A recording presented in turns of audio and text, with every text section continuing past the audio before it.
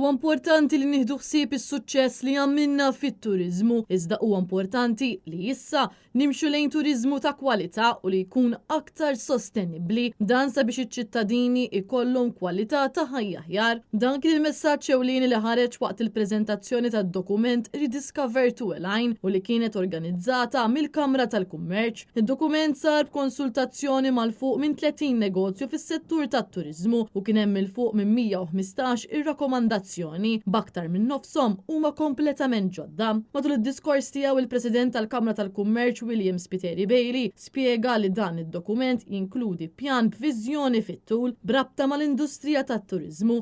Dan għaliex is-suċċess tat-turiżmu ġab miegħu wkoll numru ta' sfidi. Huwa spjega wkoll li tkabbir ekonomiku irid jimxi id fit mas-sostenibilità, dan fil-waqt li jaċċenna fuq l-importanza li nipproteġu l-karatteristiċi uniċi li għandhom il-Gżejjer Maltin. Għaldaqstant matul din il-preżentazzjoni ġie spjegat kif inbidel is-settur tat-turiżmu matul is-snin, fost l-oħrajn kif propju fl-2015 ġew il-fuq minn 1.7 miljun turist, iżda mbagħad fl-2025 it-turisti qabżu l-4 miljuni. Dan apparti li sena li għaddiet għall-ewwel darba fl-istorja Maltija, ix-xahar ta' Ottubru kien it-tieni l-aktar popolari għat-turiżmu wara x-xahar ta' Awwissu. Mir-riċerka li saret ir-riżulta li n-nefqa totali tat-turisti hija bbażata fuq il-volum li jfisser li fil-verità jekk wieħed jikkalkula n-nefqa ta' kull turist pajjiżna tidher biċ-ċar li matul is-snin din naqset, imma peress li bdew jiġu aktar turisti f'pajjiżna in-nefqa b'mod holistiku tkun tidher li żdiedet. Ġie spjegat ukoll l-importanza li t-turiżmu irid jindirizza kemm il-bżonnijiet ta' dawk li jżuru pajjiżna kif ukoll taċ-ċittadini Maltin u mawġin,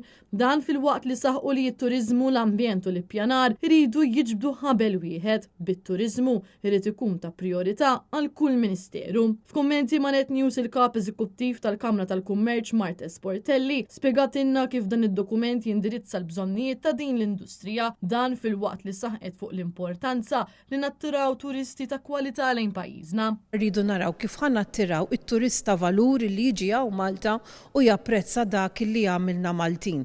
Anka għaliex meta inti jkollok it-turist u l-Malti illi iħossuhom iktar komdi jgħixu ma' xulxin, dak jkun suċċess għat-tnejn kemm għalina bħala pajjiż, kemm għall-Malti illi jgħix hawn Malta kif ukoll għat-turist illi jiġi għall-esperjenza.